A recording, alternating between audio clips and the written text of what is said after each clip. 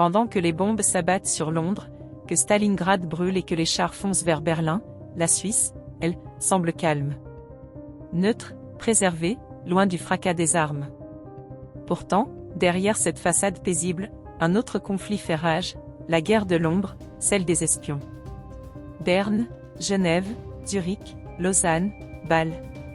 Sous les façades feutrées des hôtels, dans les salons privés des ambassades, les meilleurs agents secrets du monde entier s'observent, se manipulent, se trahissent. Britanniques, Allemands, Soviétiques, Américains, tous sont des hommes sur place.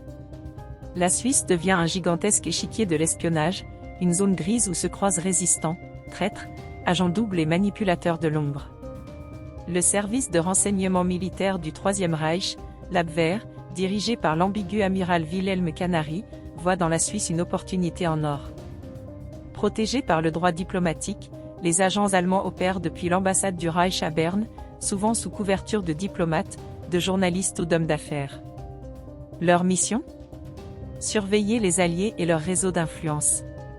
Infiltrer les milieux d'exilés, opposants allemands, résistants français, juifs en fuite. Collecter des informations économiques sur les finances du Reich et l'activité des banques suisses. Et surtout, contrôler la presse suisse pour y diffuser de la désinformation.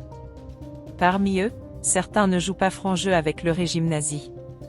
C'est le cas de Hans-Bernd Gisevius, agent de l'Abwehr à Zurich, qui, en secret, communique avec Allen Dulles, le chef du renseignement américain en Suisse.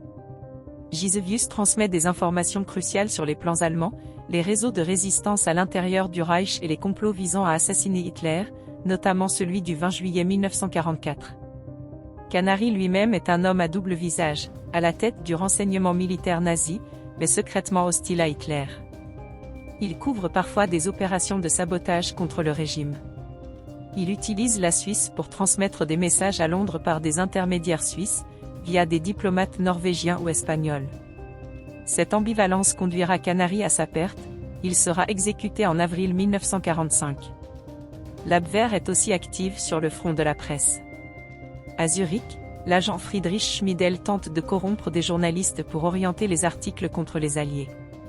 Des journaux suisses reçoivent des lettres anonymes, des menaces voilées, ou des offres d'argent. Plusieurs rédactions font l'objet de surveillance croisée entre services suisses, allemands et alliés. Face à l'Abwehr, les services alliés déploient leurs meilleurs éléments. Le plus emblématique est Allen Dulles, futur directeur de la CIA, qui installe son quartier général de l'OSS, Office of Strategic Service, à Berne en 1942. Sous couverture diplomatique, il tisse un vaste réseau d'informateurs, déserteurs allemands, banquiers suisses, industriels proches des nazis mais soucieux de sauver leur peau. Il fait appel à des réfugiés politiques, à des journalistes, et même à des religieux.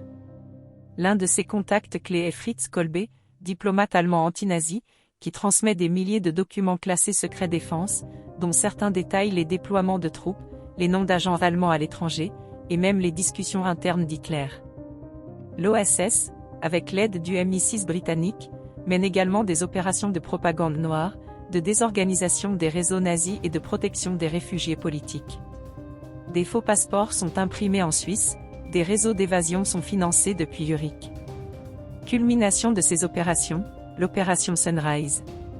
En 1945, Dulles organise en secret à Lucerne et Lugano une série de négociations avec les officiers SS en Italie du Nord. Objectif, obtenir une reddition anticipée des forces allemandes, sans passer par Moscou. Les soviétiques sont furieux, ils y voient une tentative de paix séparée. La méfiance entre USA et URSS grandit. Pendant ce temps, les soviétiques ne restent pas inactifs. Le NKVD, ancêtre du KGB, est actif en Suisse bien avant le déclenchement du conflit. Depuis les années 30, il y a tissé un réseau d'agents dormants et de contacts dans les milieux communistes. Ces agents ont plusieurs missions. Infiltrer les milieux allemands pour obtenir des informations sur les mouvements de troupes. Surveiller les Américains, les Soviétiques savent que les alliés occidentaux ne leur disent pas tout. Récupérer des informations scientifiques, notamment sur les recherches en physique nucléaire. Plusieurs tentatives d'approche de scientifiques exilés ont lieu à Genève. L'un des cas les plus fascinants est celui de Alexander Radolfsky, agent du NKVD posté à Berne sous couverture de journalistes russes. Il réussit à capter une partie de la correspondance entre les services OSS et leurs réseaux italiens. À Genève, une opération d'interception de courriers diplomatiques tourne court, les agents suisses interviennent, mais n'arrivent pas à prouver l'identité des espions. Le NKVD utilise également les ambassades de pays amis comme relais. Celle de Tchécoslovaquie, par exemple, sert de couverture pour des transmissions radio secrètes vers Moscou. Des communistes suisses servent d'intermédiaires et d'agents de liaison. La Suisse devient ainsi le cœur palpitant d'une guerre de l'ombre, où les agents se croisent dans les mêmes hôtels, où un serveur peut être une oreille ennemie, et où la neutralité ne protège personne. Dans un café de Zurich, deux hommes discutent de montres de luxe.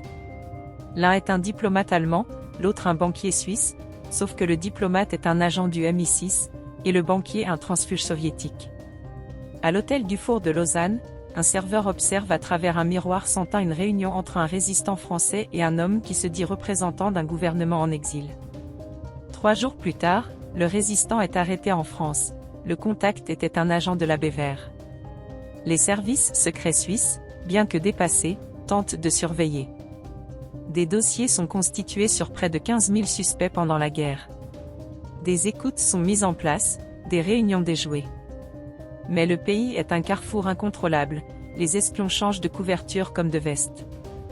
Alors que l'Europe est en feu, la Suisse devient donc un îlot où toutes les puissances testent leurs nerfs, leurs techniques, leurs agents. L'ABVR tente de contrôler les exilés et de manipuler la presse. Le NKVD infiltre les milieux communistes et cherche la moindre trace d'une trahison. L'OSS et le MI6 s'activent à créer des ponts avec les résistants intérieurs. Tout cela, sous le regard inquiet des autorités helvétiques, prisonnières de leur neutralité. Dans les ruelles de Genève ou les salons de Zurich, la guerre mondiale s'écrivait aussi à coups de messages codés, de rendez-vous secrets et de poignards invisibles. La Suisse, loin d'être épargnée, fut le plus grand théâtre d'ombre de la Seconde Guerre mondiale. Si ce voyage dans les coulisses de l'histoire vous a captivé, likez cette vidéo, abonnez-vous à la chaîne. Merci et à bientôt.